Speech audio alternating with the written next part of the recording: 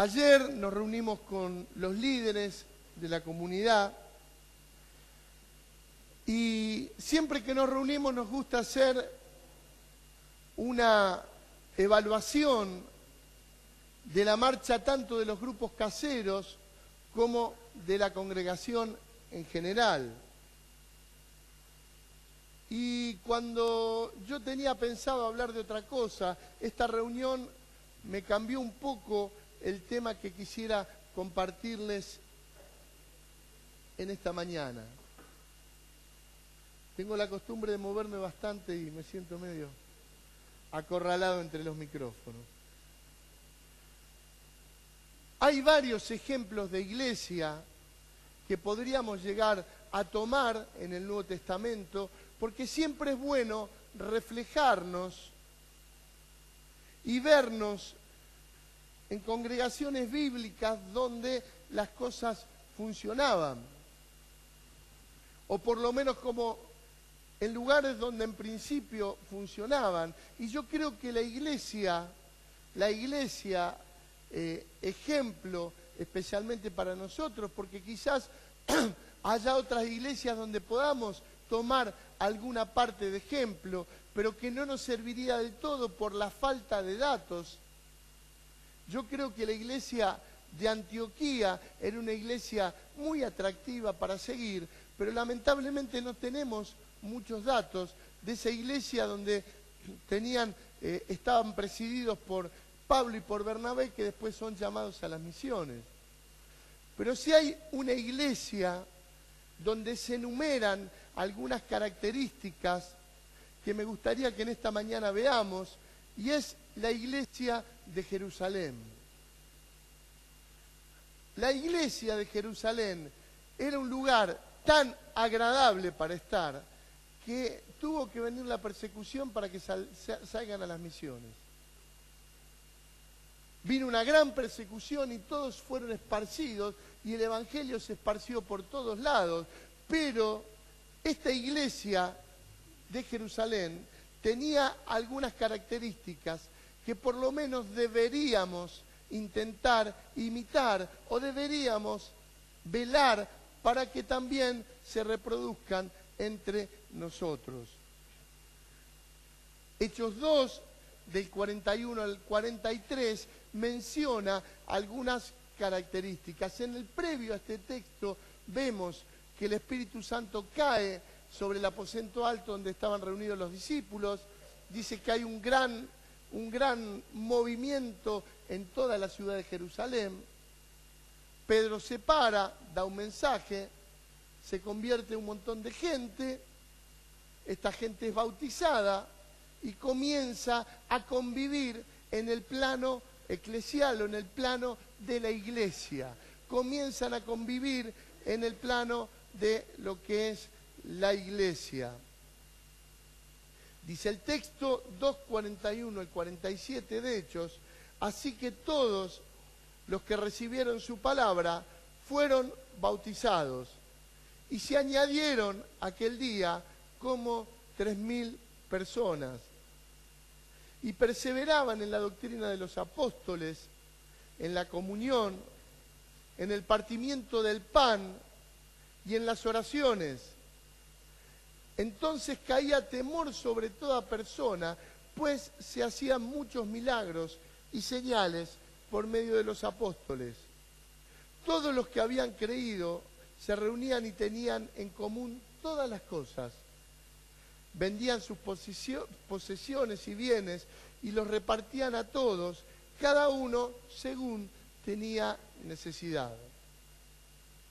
Ellos perseveraban unánimes en el templo día tras día, y partiendo el pan por casa, participando de la comida con alegría y con sencillez de corazón, alabando a Dios y teniendo el favor de todo el pueblo. Y el Señor añadía diariamente a la iglesia los que habían de ser salvos.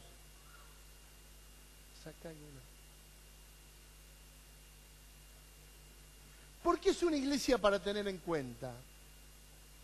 En primer lugar, Algunos hablan de 120, algunos hablan de 500, pero un grupo pequeño, el que había convivido con Jesús y que había caminado con Jesús estos 3 años de ministerio. De golpe se convierten 3.000 personas. Quiero aclararles algo. En el lenguaje bíblico se cuentan los varones nada más. O sea que como mínimo serían entre 7 y 8.000 personas, o podrían llegar a ser 12.000, no sé cuántos. Pero indudablemente una gran multitud se suma de golpe a la vida de la iglesia. Una gran multitud. Y los apóstoles, estos 11 hombres más Matías, que es elegido para reemplazar a Judas Iscariote, se ven en la obligación de ordenar para que esta iglesia incipiente se convierta en una iglesia fuerte, en una iglesia viva y en una iglesia en definitiva con futuro, que es lo que fue. Imagínense que en el primer siglo, Jerusalén, que tenía 200.000 personas habitándola, pasó a ser 100.000 cristianos. La mitad de Jerusalén se convirtió a Cristo y el cristianismo pasó a tener en todo el mundo contemporáneo de esa época, de los 120 o 500 a los sumos, pasaron a ser 50 millones de personas en el finales del siglo I. O sea, que los apóstoles hicieron bien las cosas. Por eso es importante echar un vistazo a las cosas que hacían estos hombres para ver en las cuales estamos pegándole o acertando y cuáles realmente tendríamos que velar para que se produzca en nosotros esto espontáneamente. Y yo cuando hablo de espontáneamente, hablo por una intervención sobrenatural del Espíritu Santo. Tenemos que tener cuidado cuando lo que hacemos es solo imitar, porque la imitación no siempre conlleva el Espíritu de Dios en lo que nosotros hacemos. Gracias, estoy. Gracias, hermano. Sí, estoy. Muy bien. Versículo 42. Perseveraban en la doctrina de los apóstoles. Perseveraban en la doctrina de los apóstoles. ¿Qué era perseverar? Enseñar, repetir y poner en práctica la doctrina de los apóstoles. ¿Cuál era esta doctrina? Contenía 2 partes. Por un lado, la Torá, el Antiguo Testamento, lo que los israelitas tenían como código moral o código de referencia. No nos olvidemos que la iglesia estaba compuesta toda por judíos. Estaba constituido por la Torá, y lo segundo que componía era la tradición oral. Todavía no había nada escrito circulando que fuera referenciado realmente bueno como para que ellos lo tuvieran. No nos olvidemos que el primer evangelio fue escrito 35 años posterior de la muerte de Cristo. Ahora, ¿qué pasaba? Los apóstoles habían convivido con Jesús y tenían esa referencia cercana que hacía que cada vez que tuviesen que tomar una decisión o hacer algo, simplemente decían, Jesús lo hacía de esta manera, o recuerdo que Jesús en tal o cual ocasión dijo tal o cual cosa. Esto componía lo que ellos enseñaban. Por un lado, como decíamos, la Torá, y por otro lado esta tradición oral, que era lo que ellos habían aprendido de Jesús. Lo interesante es que la iglesia primitiva no tenía una actitud pasiva, tenía una actitud activa. Porque no dice que perseveraban en enseñar la doctrina de los apóstoles. No dice que perseveraban en aprender la doctrina de los apóstoles. Dice que perseveraban en la doctrina de los apóstoles. Y esto significa esas dos cosas que dijimos antes, más la puesta en práctica. Ellos se ocupaban de poner en práctica lo que los apóstoles enseñaban. Esa era la vida de la iglesia. El fin de semana, cuando estaba en Río Tercero, el pastor Daniel Divano dio un mensaje sobre el propósito eterno de Dios espectacular. Y entre las cosas que decía, él decía, no puede ser que no sepas las áreas con las cuales estás tratando para ser más parecido a Jesús. Y la verdad que tiene razón, no puede ser. Che, ¿con qué estás peleando en tu carácter o en tu forma de ser para cambiar y ser más parecido a Jesús? Y no sé, hace 2 años ya cambié porque antes mentía mucho, ahora dejé de mentir, pero ahora no sé, no puede ser. La iglesia primitiva perseveraba en la doctrina de los apóstoles. Vivía el proceso de cambio y vivía también el proceso de hacer un esfuerzo para cambiar en todas las esferas donde su vida no reflejaba la imagen de Jesús. Perseveraban, repetían, aprendían y practicaban. Tenían en claro que no había cristianos de primera y de segunda. Eran todos discípulos de Cristo. Por lo tanto, todos tenían que alcanzar la imagen de Jesús. No había otra posibilidad. Perseveraban en la doctrina de los apóstoles. La palabra perseverar me sugiere día a día, todos los días, un pasito, avanzando, todos los días, cambiando esto, cambiando aquello, pero todos los días perseveramos para ser más parecidos a Jesús. Alguien dijo que el cristiano debe caminar hacia el amanecer, no hacia el atardecer. Y me gusta esta imagen. El cristiano debe caminar hacia el amanecer, no hacia el atardecer. Yo no quiero que nuestra vida vaya perdiendo la luz para transformarse en una vida color sepia, donde no todo se distinga. Nuestra actitud es caminar hacia el amanecer. Nuestro camino es andar hacia mayor luz, mayor claridad en nuestra vida. Es un riesgo que la iglesia se convierta en una iglesia estática que mira hacia atrás en vez de mirar hacia adelante. Es un riesgo. Este viejo dicho que dice que todo tiempo pasado fue mejor. Entonces, nos alegramos por todo lo que Dios hizo en el pasado. No, lo que Dios hizo en el pasado me tiene que animar para construir en el futuro. Hermanos, el tiempo futuro va a ser mucho mejor que el pasado. ¿Vos lo crees eso? Amén. Dios tiene cosas muy grandes para nosotros. Pero tenemos que perseverar en la doctrina de los apóstoles. El que no persevera en la doctrina de los apóstoles pierde el rumbo muy fácilmente.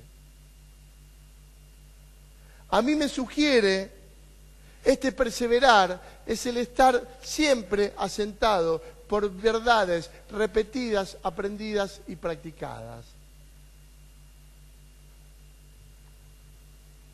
No necesitamos las cosas nuevas.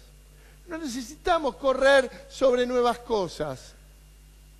Las nuevas cosas son un entretenimiento para la iglesia. Y nosotros no estamos para entretenernos acá. Estamos para ser parecidos a Jesús. Entonces es importante perseverar en la doctrina de los apóstoles. Aparte, si yo le haría levantar la mano a ver quién pone en práctica todo lo que la palabra nos enseñó, indudablemente ninguno podríamos levantar la mano. Tenemos que avanzar todavía. Tenemos que ganar mayor terreno. Una de las características que ayuda a esto, María, después, es la sujeción. El perseverar en la doctrina de los apóstoles tiene que ver con ser hombres y mujeres sujetos a la palabra de Dios.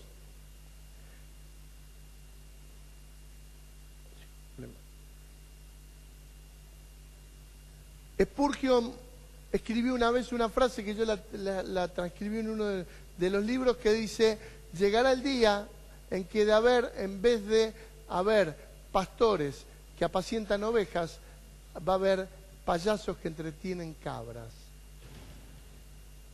Y la verdad que hay veces que la iglesia cae en esta trampa. Debemos entender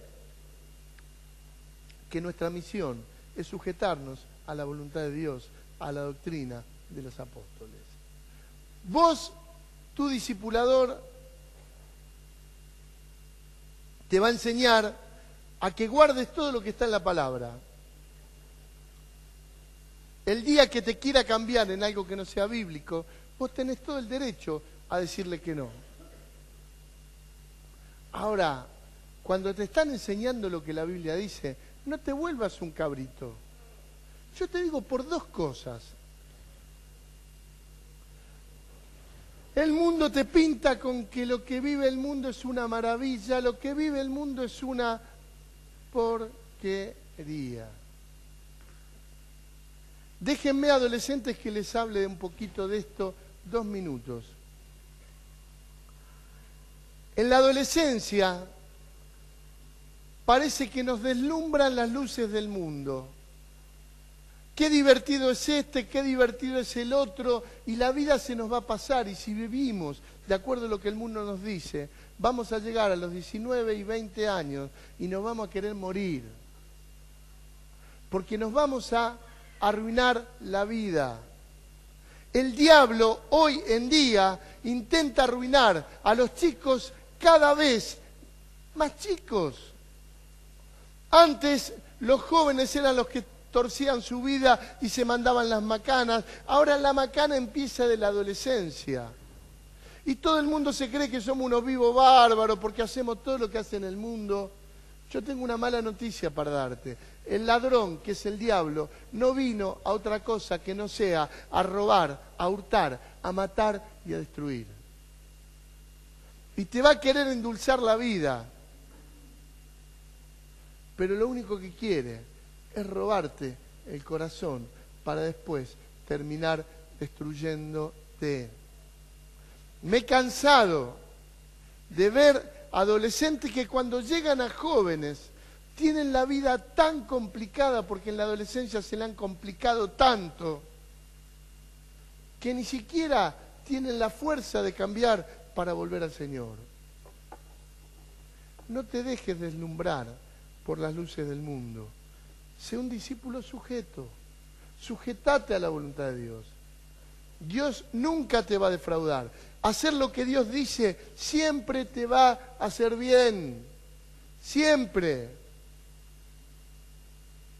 Cuando estés pasado la adolescencia y hayas vivido como Dios quiere y veas a todos tus amigos y amigas en los líos que se han metido por pecar, te vas a dar cuenta qué bien que elegiste, qué bien que te vino ser sujeto, sujetarte a la voluntad de Dios, hacer lo que Dios quiere. Dios no es un Dios malo que nos niega cosas para perjudicarnos. Lo hemos dicho 20 veces. La palabra de Dios es como no metas los dedos en el enchufe. Dios lo que dice que no hagas, te lo dice porque te va a destruir, porque te va a hacer mal. Dios es un Dios de amor y siempre quiere la bendición para sus hijos. No dejes de sujetarte a lo que la palabra de Dios dice. Lo segundo, la segunda característica, estaban en plena comunión, perseveraban en la doctrina de los apóstoles y estaban en plena comunión. Había esta relación unos con otros. El discípulo de Cristo tiene comunión con el Padre, tiene comunión con la Trinidad, pero también tiene comunión con el cuerpo de Cristo. Y esta era la vida que tenían los primeros discípulos. Andaban en luz, tenían su corazón abierto, pero tenían comunión unos con otros. La comunión es alimento sólido, hermano. Si vos tenés comunión con el mundo, te vas a alimentar de la carroña del mundo. Te vas a alimentar de la porquería que come el mundo. Te vas a ensuciar. Si haces caso a las conversaciones de tu compañero de trabajo, o te abrís a las pavadas que dicen, o a las suciedades que dicen, o te contagiás con el pesimismo de este mundo, terminás mal. Por eso estos que se convertían decían, no, yo ya no tengo este lenguaje que tenía antes. Antes era parte de esto, ahora quiero estar con mis hermanos. Pero tanto, sí, quiero estar con mis hermanos. Quiero estar. Quiero conocer a uno, a otro, que me compartan el Cristo que tiene el otro en mí y buscar la comunión. Buscar la comunión, buscar cómo me voy a nutrir con uno y con otro. Yo siempre digo esto y lo vuelvo a decir. La iglesia, la agenda tiene dos funciones. Una, a mí me viene muy bien porque yo soy de olvidarme de los compromisos y cuando anoto las cosas no me olvido. Pero otra es mirar lo que ya pasó. Yo en mi agenda me doy cuenta de quién me estoy alimentando.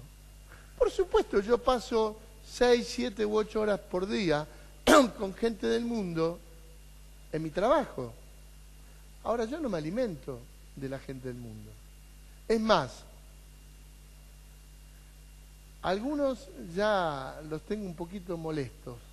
Hay uno que trabaja conmigo, que es mi subdirector, y dice, vos no podés hablar de otra cosa que esto. Hablamos de fútbol y terminá hablando del Señor. Hablamos de esto y me terminá hablando de que me tengo que convertir. No se puede hablar de otra cosa con vos. Y la verdad que a veces pienso, estar exagerando, pero la verdad que no. Es lo que tengo dentro, no puedo hablar de otra cosa. Por supuesto, hablamos de trabajo. El otro día estaba en una reunión con una entidad que está fuera del consejo y estábamos hablando de números y de un sistema y después nos quedamos con dos y terminamos hablando del Señor. Ni me acuerdo cómo salió la conversación, ni me acuerdo. Pero terminamos metiendo a Cristo allí. Yo no quiero comunión con el mundo. Yo no quiero trenzarme en las conversaciones del mundo, porque me cambian mis paradigmas, mis ejemplos. Yo cuando hablo mucho con el mundo, me doy cuenta que termino creyendo que lo que está mal está bien. No para tanto. Y si todos lo hacen, tan mal no estará. Y termino cambiando mis paradigmas. Cuando el apóstol Pablo dice, ni aun se nombre entre vosotros, ni aun se nombre. Hay cosas que vos hablas y te contaminan, te hacen mal. Hay cosas que vos podés hablar y que te despiertan apetitos contrarios a la voluntad de Dios. Por lo tanto, debemos invertir tiempo en la comunión, como la iglesia primitiva. Estar en plena comunión. Yo te voy a dar ahora le dicen tips, ¿no? Pero te voy a dar un pequeño consejito para darte cuenta si estás o no en comunión con tus hermanos. Cuando llegás a estar con tus hermanos, ¿te sentís sapo de otro pozo?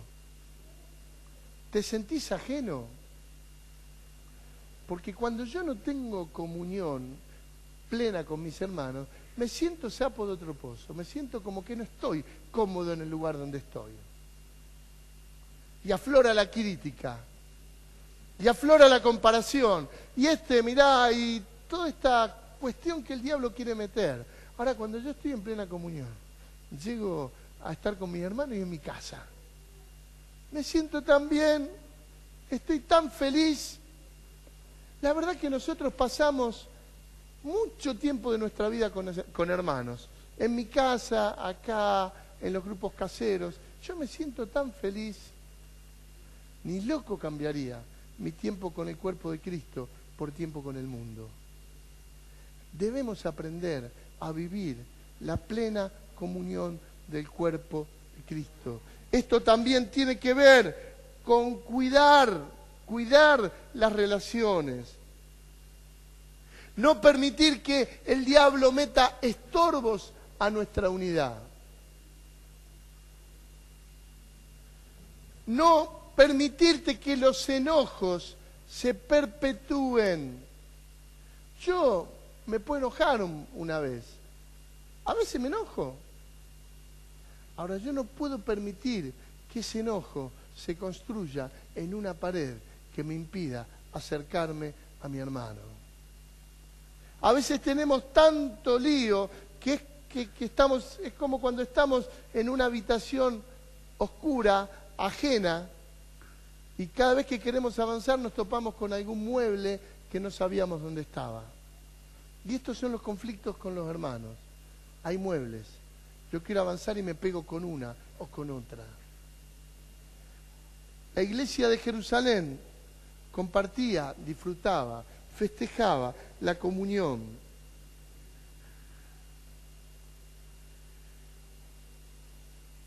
A veces tenemos la propensión a no resolver interiormente nuestros problemas o cuestiones con otros. No siempre esto significa confrontar al otro. Muchas veces tiene que ver con morir a mí mismo. Y déjenme hacer un paréntesis. Algunos creen que los problemas con los hermanos se resuelven diciéndole, como dicen, estoy antiguo en la frase, pero 4 frescas, decíamos. Chantarle 4 frescas, decirle lo que le tengo que decir. Y muchas veces los problemas con los hermanos se resuelven simplemente muriendo a mí mismo. Mirá, yo prefiero, si no tengo un buen espíritu para decir las cosas, callarme la boca y perdonar. Prefiero. Y esperar que yo tenga un buen espíritu para así poder decirle, mirá, me parece que en esto te equivocaste. Pero a veces se me mezcla esta cuestión. Y cuando se me mezcla me pongo peor de lo que debería ser. Algunos tienen la costumbre de ir al hermano y decirle, mirá, yo quiero que me disculpes porque yo pensé mal de vos. Yo pensé que era un farsante, una porquería, que no servía para nada. ¿Para qué? ¿Para qué? ¿De qué sirve? Si es un pensamiento tuyo, resolvelo con el Señor y pedirle perdón al Señor y morí. Al final, en vez de pedirle perdón, lo terminaste destruyendo. ¿O no te pasó? A mí me han venido a pedir ese tipo de perdones en algunas ocasiones. La comunión necesita de la muerte. La comunión necesita de mi decisión a morir a mí mismo. Otra cosa que hacían habitualmente, participaban de lo que nosotros vamos a hacer hoy al final de la reunión, el partimiento del pan. Siempre. Partimiento del pan. El partimiento del pan como señal de adoración. Porque debemos ser memoriosos y acordarnos de que si somos parte de la iglesia, simplemente es por una iniciativa de Dios y no porque nosotros hayamos querido acercarnos a ella. Hay una iniciativa de Dios de amor, de sacrificio por nosotros. En el partimiento del pan recordamos esto. Y otra cosa que hacemos es discernir el cuerpo de Cristo.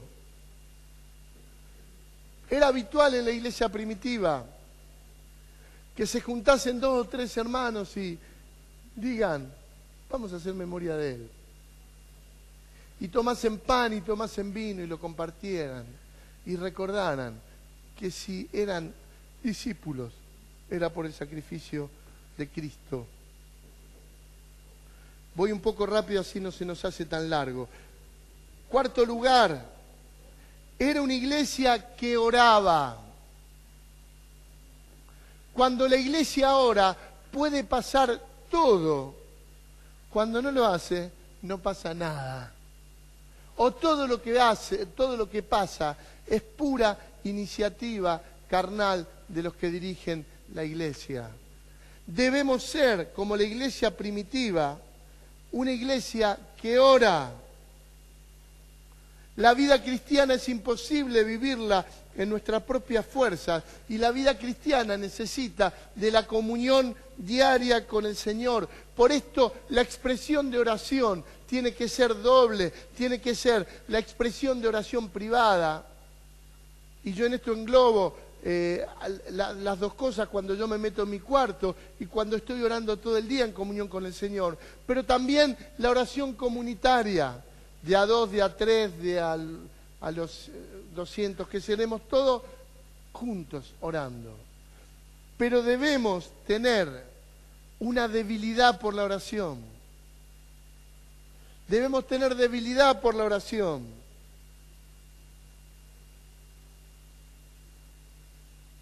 Yo tengo debilidad por mi esposa. Entonces es fácil que hable de ella. Yo el viaje el fin de semana lo hice solo. Entonces estábamos con algunos pastores y nos sentábamos a hablar y yo hablaba de ella y le mostraba fotos de mis hijos. Son mi debilidad. Y es imposible, por más que yo me vaya a otro lugar, que no hable de ellos. Yo quiero que me pase lo mismo con la oración. Porque cuando la oración es mi debilidad, todo termina en oración.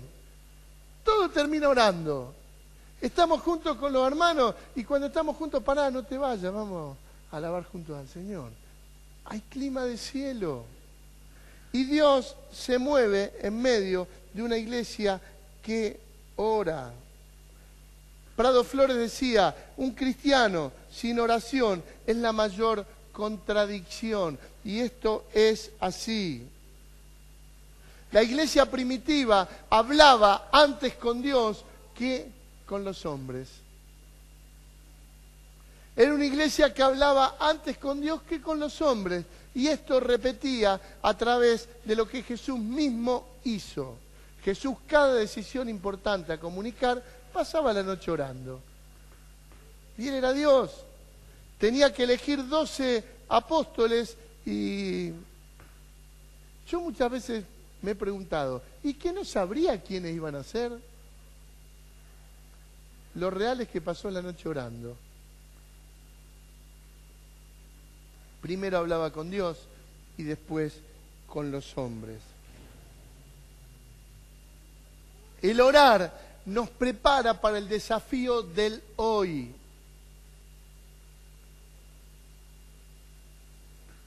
La falta de oración hace que mi vida sea una vida sin expectativas. Cuando yo no oro a la mañana, salgo de mi casa y no sé, que voy a trabajar y se terminó. Ahora cuando estoy con el Señor hace que el fuego que está en mí crezca y yo salgo con expectativa, porque primero estuve con Dios y después estoy con los hombres. Versículo 43, les recuerdo para ir viendo. Entonces caía temor sobre todas las personas, pues se hacían muchas señales y milagros. La iglesia primitiva era una iglesia reverente y que generaba reverencia en el pueblo. La traducción exacta de este temor era temor reverencial o temor reverente. Cuando hay temor de Dios, los cristianos se conducen en lo secular igual que en lo espiritual. No había una diferencia que diga, y mirá, cuando está en el trabajo se parece más a un mundano que a un cristiano. Ahora en la iglesia es un cristiano fantástico. El que más canta, el que más ora, ahora lo sacás de acá, de Uriburu, sale caminando por la calle. Yo a veces les he contado alguna anécdota, pero una vez conté algo que Hugo iba a una reunión y se lo cruza un pastor en el auto y él iba en el auto atrás y le tocó bocinita y el pastor le hizo una seña que no era hola, ¿cómo te va?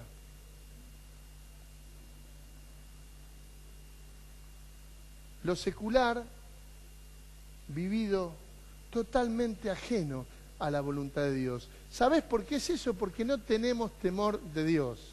Yo tengo una novedad. Dios no necesita camaritas de vigilancia para ver lo que vos haces.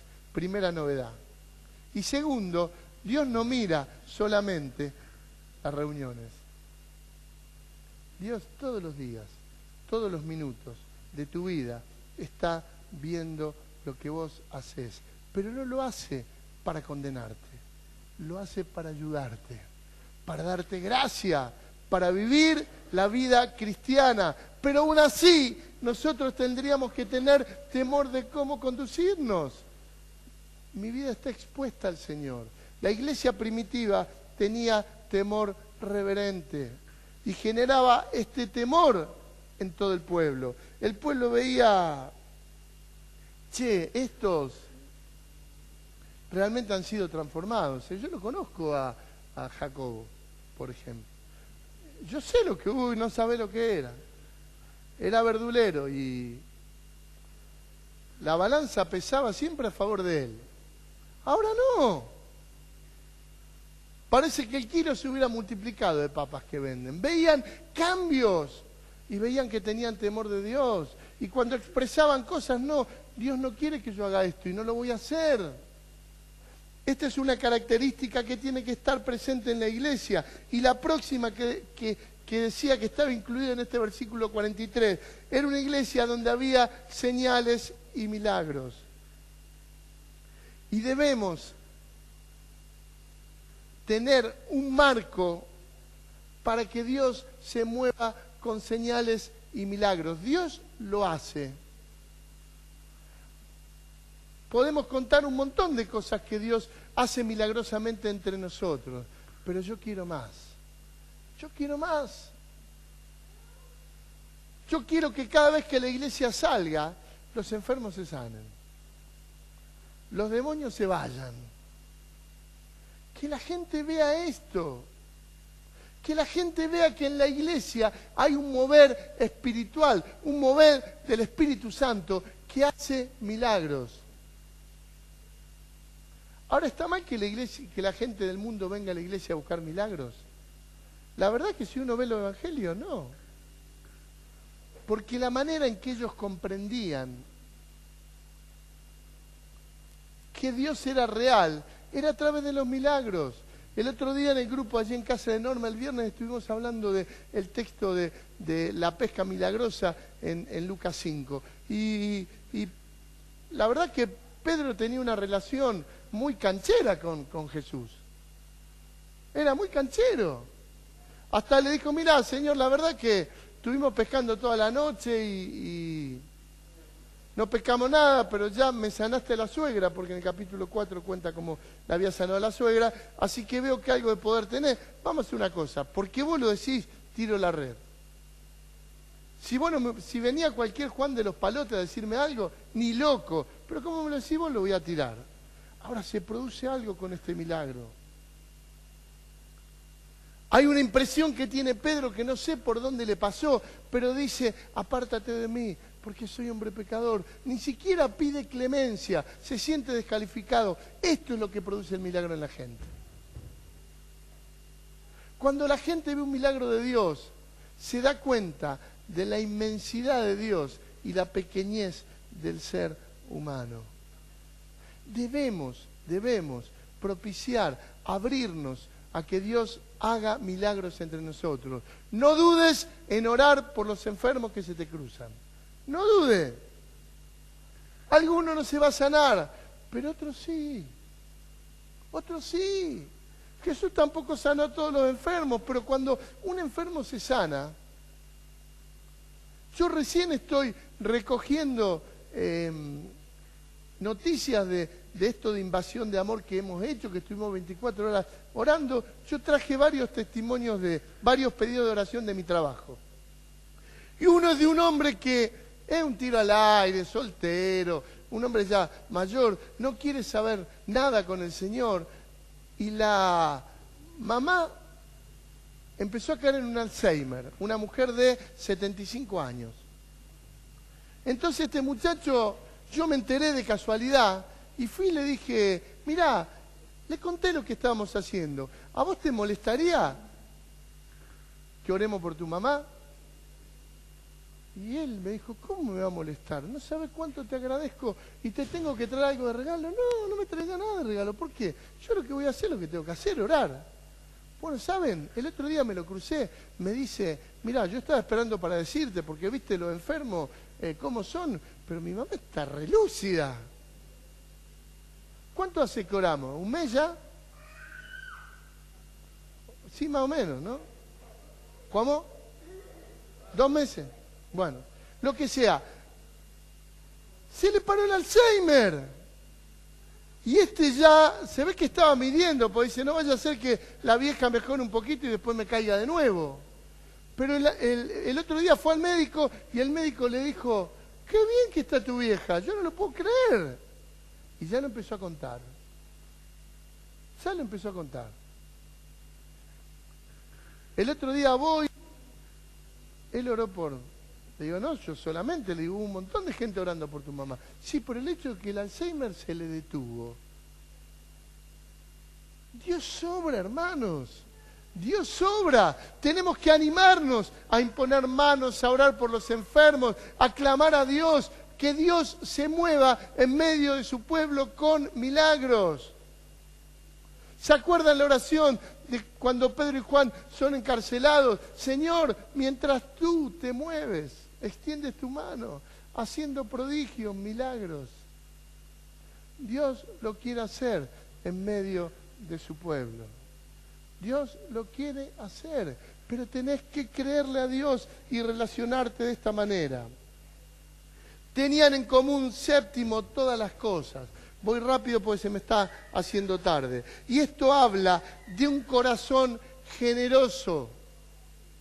Como iglesia debemos tener un corazón generoso. No puede ser que haya necesidades en la iglesia. Yo a veces me enojo con algunos que dicen, vos sabés, estaba tan mal que no tenía para comer. Le digo, no puede ser que no me lo diga. Yo está bien, me tengo que enterar. Pero nos ayudamos unos a otros. Nadie dice tener para sí solo todas las cosas. Este era el sentir de la iglesia primitiva.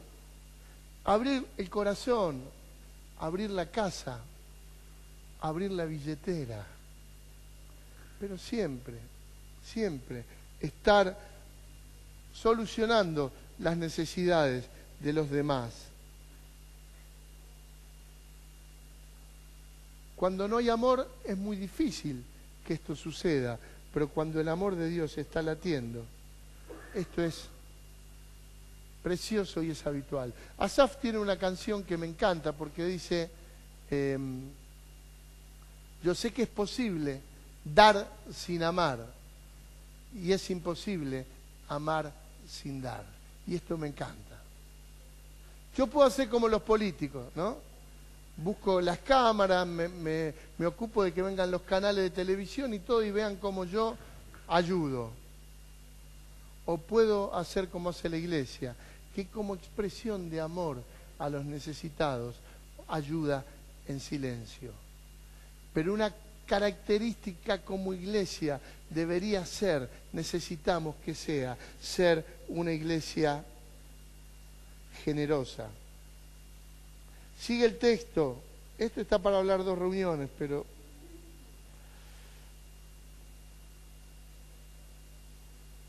disfrutaba la iglesia de estar juntos. Compartían los momentos informales. Les quiero aclarar esto. Ellos dicen que estaban todos los días en el templo. El templo no es lo que nosotros pensamos. El templo era la sinagoga y ellos no se reunían adentro. Se reunían como la puerta del templo era un lugar público de las reuniones públicas y todo el pueblo cuando había alguna situación se reunía allí. Ellos estaban todos los días, tenían un lugar de convocatoria y estaban en los momentos informales unos a otros. Se juntaban a comer, tenían comunión, aprendían a conocerse, disfrutaban de la vida de la iglesia siempre. Aprovechaban los momentos informales para disfrutar de lo que la iglesia tenía para darles como fuente de vida. Dice después,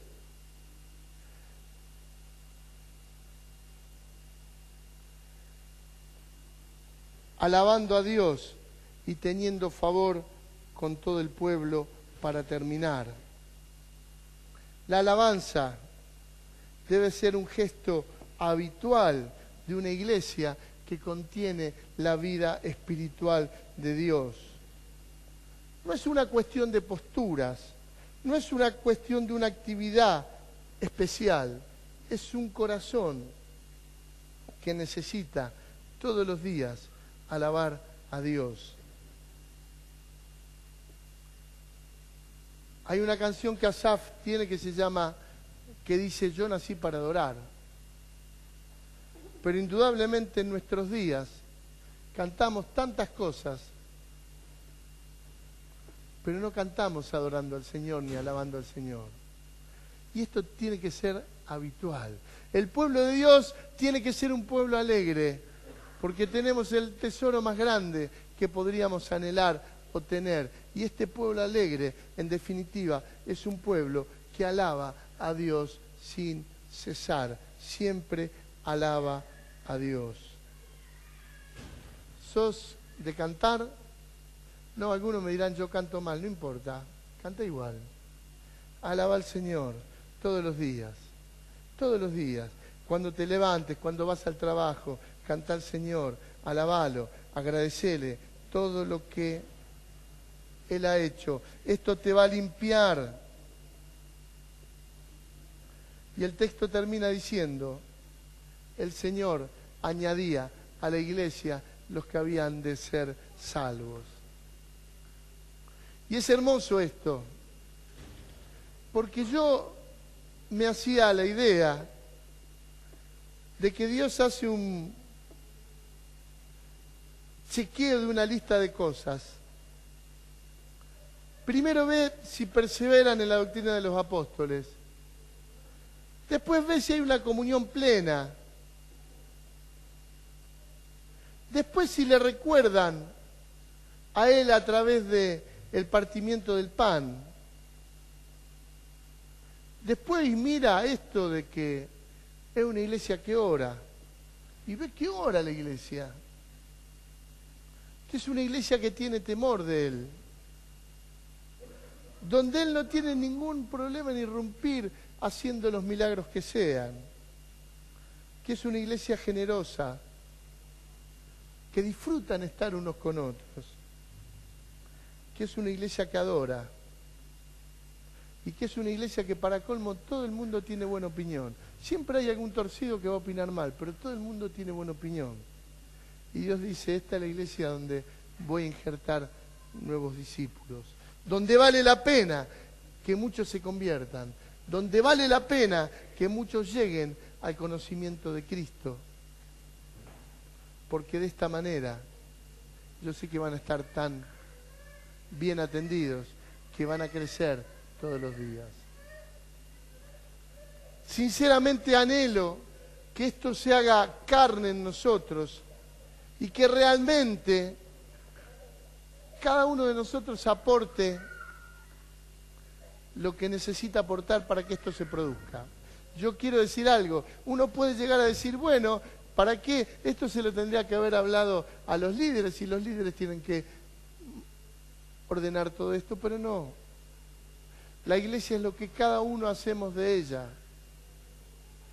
Leí un libro de Philip Yancey hace un tiempo que me encantó porque decía, a tu iglesia le falta amor porque vos no le pones amor. Ponele el amor que falta y va a tener más amor. Es responsabilidad de todos que la iglesia sea esto. Que podamos encarnar la iglesia de Jerusalén, esta iglesia fogosa, esta iglesia que tenía el fuego del Señor dentro suyo. Que podamos ser lo que Dios quiere que seamos. Amén. Señor, anhelamos ser la iglesia que vos deseás que seamos. Anhelamos ser la iglesia que vos querés que seamos. No permitas que nos distraigamos detrás de otras cosas y que vayamos detrás de las novedades. Todo lo que contribuya a hacer esta iglesia, nosotros lo afirmemos, todo lo que coopere para que no sea, nosotros lo desechemos, Señor. Por eso en esta mañana queremos acercarnos a tu mesa y compartir el pan y compartir la copa con esta claridad, Señor. Primero, que nunca nos olvidamos por qué estamos hoy aquí y por qué somos parte de tu cuerpo. Y porque también somos capaces de discernir el cuerpo de Cristo. Y somos capaces de comprometernos a nunca agredir la unidad de la iglesia. Comprometernos a nunca tener en nuestro hermano reparos para la comunión con otro que es discípulo tuyo, Señor. Y menos con los que estamos en esta familia de esta congregación. Señor, ahora cuando partamos el pan, cuando partamos tu cuerpo y cuando tomemos tu sangre, restablece relaciones entre nosotros. Arregla los malos entendidos, que se disuelvan, Señor. Y que podamos expresarnos el amor unos a otros. Podamos discernir tu cuerpo, amado Señor. Gracias por tu cuerpo quebrado en la cruz. Tu cuerpo partido por nosotros. Te adoramos, Señor. Adoramos tu nombre, Señor. Darío, por favor. Fabio, puedes pasar la copa. Ale.